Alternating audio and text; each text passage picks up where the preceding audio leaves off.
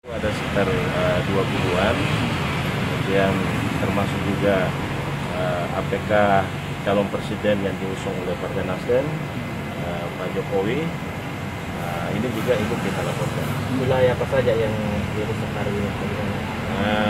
Titik-titik ini ada 20 titik, terdiri dari pasangan calon nomor urut 1, calon presiden, kemudian calon-calon anggota DPRD provinsi, calon-calon anggota DPRD kabupaten, bahkan termasuk ada anggota DPRD Jambi, termasuk ketua DPRD. Ini adalah sebuah bentuk penghinaan, sebuah bentuk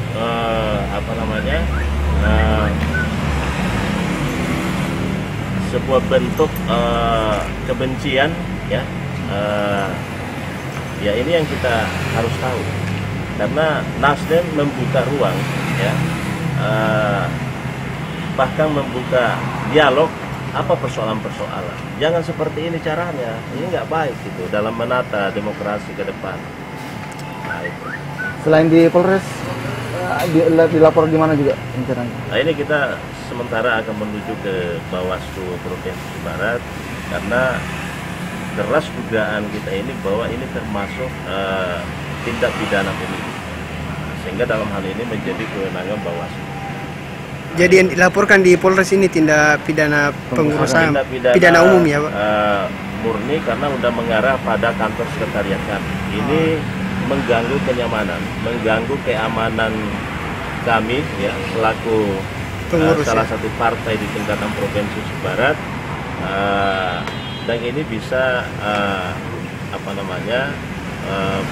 merusak hubungan-hubungan kita, sehingga sangat patut ketika pihak kepolisian bersama-sama kita untuk mengusut tuntas pelaku atau oknum, karena kami yakin beberapa ruas-ruas yang ada APK kami itu terpasang CCTV. Mungkin bisa dibuka, kemudian bisa kita lihat, kemudian bisa dikonfirmasi kepada bersangkutan apa yang menyebabkan mereka lakukan seperti itu, atau mungkin ada yang menyuruh, ada yang memerintah, karena nggak mungkin hanya sekedar merusak tanpa ada sebab, ya kan, ada alasan yang pemerintah atau yang menyebabkan. Oke. Ini jelas sekali pengerusakannya, Pak, ya? Iya, dan ini sangat merugikan bagi kami selaku Partai Nasdem yang tentu sangat terbuka kepada seluruh lapisan masyarakat untuk bersama-sama di Partai Nasdem. Kok masih ada oknum yang seperti ini, gitu kan? Kapan kejadiannya, Pak? Semalam kami melewati beberapa titik itu, 12 malam itu masih ada. Kemudian nanti setelah pagi hari itu kita temukan di kantor terjadi perusakan, kemudian di beberapa titik-titik APK resmi dari KPU dan APK pribadi caleg. Kalau dilihat, Pak, ini pengerusakannya menggunakan apa, Pak?